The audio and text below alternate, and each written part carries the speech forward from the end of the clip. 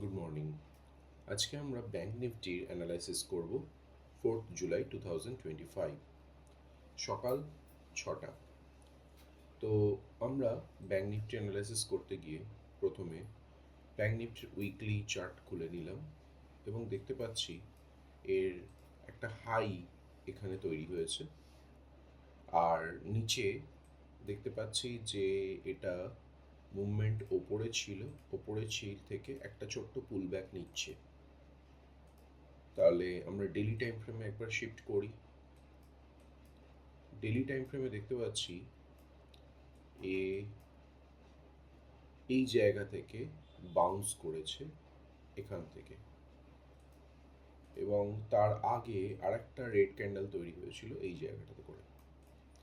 যদি এই জায়গাটা থেকে আমরা ফিবোনাচি টানি ডেলি ক্যান্ডেলে, তাহলে পজিশনটা এরকম তৈরি হয় যে একদম ফিবোনাচি জোনে ওর রয়েছে, যে জোনটা 50 থেকে 61%-এর মধ্যে পড়ছে, অর্থাৎ এই জোনটার নাম আমি দিচ্ছি ফিব জোন। এটা মুছে দিচ্ছি।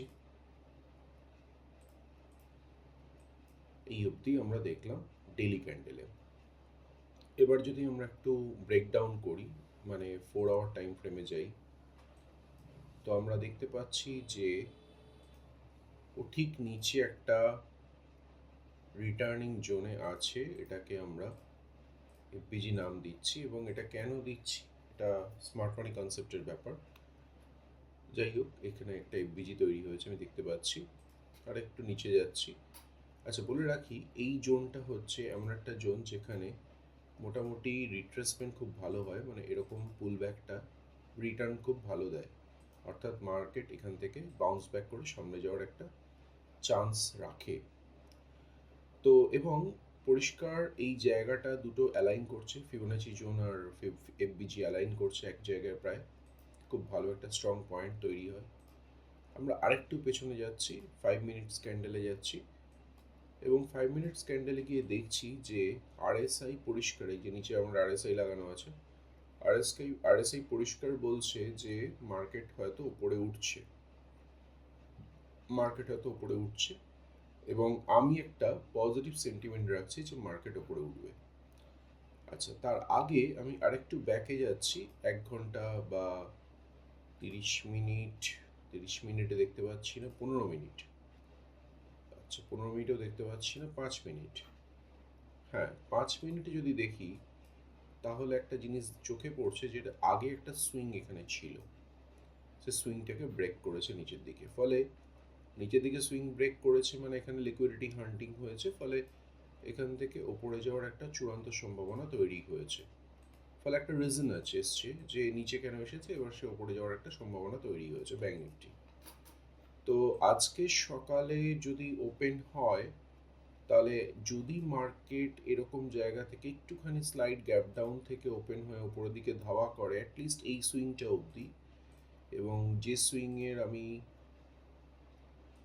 ডেটা বলছি 57,119 অবধি, তাহলে আমার পক্ষে ভালো হয় এবং খুব সুন্দর আমি ট্রেড দিতে পারি, এবং আমি একটা কলের ট্রেড এখানে এক্সপেক্ট করতে পারি।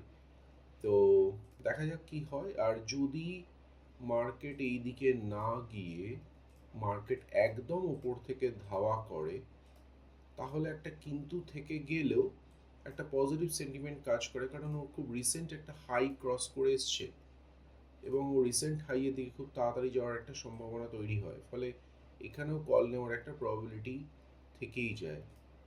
কিন্তু যদি এটা না হয়ে মার্কেট নিচের দিকে ফল করতে আরম্ভ করে, দেন কিন্তু আমি একটা রিট্রেসমেন্টের ওয়েট করব, এবং যে রিট্রেসমেন্টটা এখান থেকেও আসতে পারে, কারণ এখানে আরেকটা সুইং আমি দেখতে পাচ্ছি 56,568, এবং আমার পক্ষে এটা একটু নেগেটিভ ট্রেড হয়ে যাচ্ছে, ফলে আমি এটাকে অ্যাভয়েডই করব প্রায়।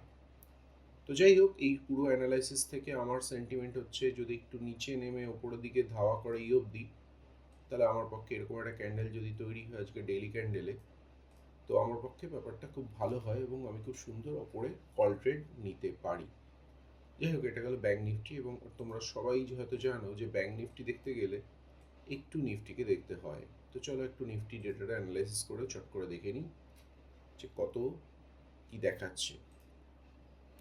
নিফটিতে আমি উইকলি টাইম ফ্রেমে ঢুকলাম। উইকলিতে একটা টপ দেখতে পাচ্ছি এখানে তৈরি হয়েছে, এবং রিসেন্ট একটা সুইং টপ তৈরি হয়েছে এই জায়গাটাতে করে। ফলে আমার এইটা একটুখানি কালার অন্য কালার করে দিচ্ছি। ফলে গ্রিনটা খুব ভেরি রিসেন্ট একটা টপ এই উইকের ক্ষেত্রে। তো ডেইলি টাইম ফ্রেমে যাচ্ছি। ডেইলি টাইম ফ্রেমে কিছু দেখতে পাচ্ছি কিনা একটু অবজার্ভ করি। হ্যাঁ, একটা অবজার্ভ করতে পারছি। নিচে একটা সুইং তৈরি হয়েছে এই জায়গাটাতে করে। এই জায়গাটাতে করে সুইং এটা অনেকটা নিচে 24,000 প্রায় 25,000, আর আজকে 25,400, এবং 400 পয়েন্ট নিফটির ক্ষেত্রে আমি এক্সপেক্ট করবো না, প্রায় 1.5%-এর কাছে যে ও ফল করবে। তো যাই হোক, এখানেও একটা পুলব্যাক আমরা দেখতে পাচ্ছি পরিষ্কার। এই যে মার্কেট এখান থেকে উঠে এরকম একটা পুলব্যাক এসছে। তো মার্কেট হয়তো আরেকটু নেমে ব্যাক করতে পারে, ঠিক আছে, বা এখান থেকেও ব্যাক করতে পারে, সেটা দেখা যাক, অ্যানালাইসিস করলে হয়তো ক্লিয়ার হবে। তো আমরা একটা ফিবোনাচি জোন টানি এখান থেকে। টানলে ফিফ জোনটা একটু নিচে পড়ছে, এটা একটু চিন্তার বিষয়। ফিফ জোনটা নিচে পড়ছে। ওকে, আমরা ফিবোনাচিটা উড়িয়ে দিই। আচ্ছা, এরপর আমরা একটু 4 আওয়ার টাইম ফ্রেমে যাচ্ছি। 4 আওয়ার টাইম ফ্রেমে গিয়ে অনেক কিছু দেখতে পাচ্ছি। কি দেখতে পাচ্ছি?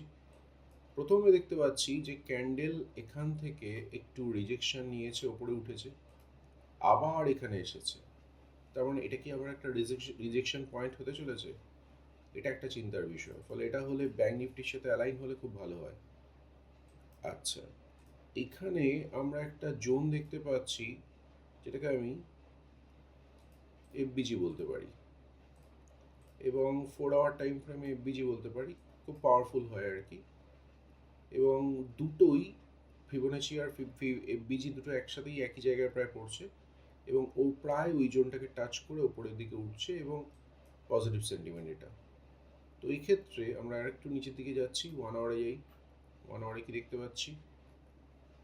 1 আওয়ারে যে, হ্যাঁ, এখানে একটা পজিটিভ জিনিস তৈরি করেছে, সেটা খুব উল্লেখযোগ্য বিষয়। এখানে একটা ডাবল বটম তৈরি করেছে, তোমরা সবাই দেখতে পাচ্ছ। Double bottom very good reversal point হয়তো হতে পারে।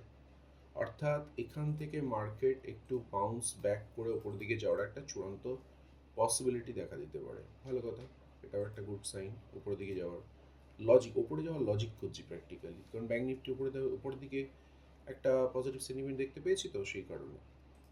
5 মিনিট টাইম ফ্রেম দেখি। ও, 5 মিনিটে এখানে অনেক সময় কাটিয়েছে, এবং আরএসআইও আমাকে বলছে যে এটা ওপর দিকে যাবে। সো আমি কিন্তু এটাকে ওপর দিকেই ভাববো। আর নিফটি যদি উপর দিকে ধাওয়া করে, তাহলে কিন্তু ব্যাঙ্ক নিফটি উপর দিকেই যাবে বলে আমি এক্সপেক্ট করছি।